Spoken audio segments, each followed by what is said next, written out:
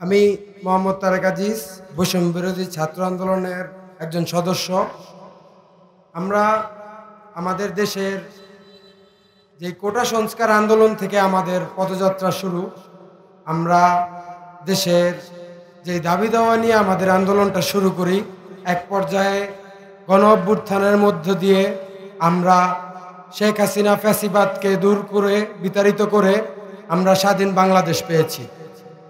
আমাদের এই আন্দোলনের মধ্য দিয়ে অনেক ছাত্র শহীদ হয়েছে, অনেক শ্রমজীবী মানুষ সেখানে অংশগ্রহণ করেছে।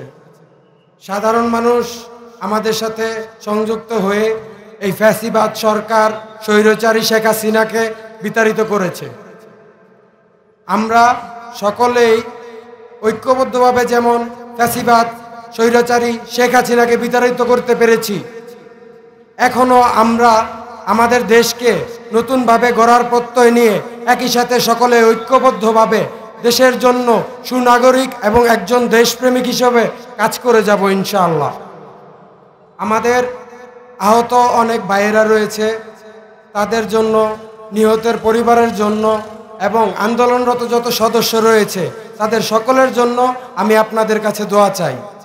আপনারা সকলেই দোয়া করবেন যেন তারা উচ্চ মর্যাদা সম্পন্ন এবং সঠিক ব্যক্তিত্ব নিয়ে দেশপ্রেমিক হয়ে দেশের সেবা করতে পারে।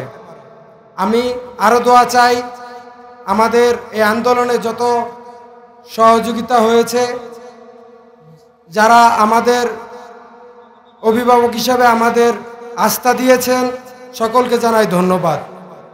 আসসালামু আলাইকুম, আল্লাহ হাফেজ।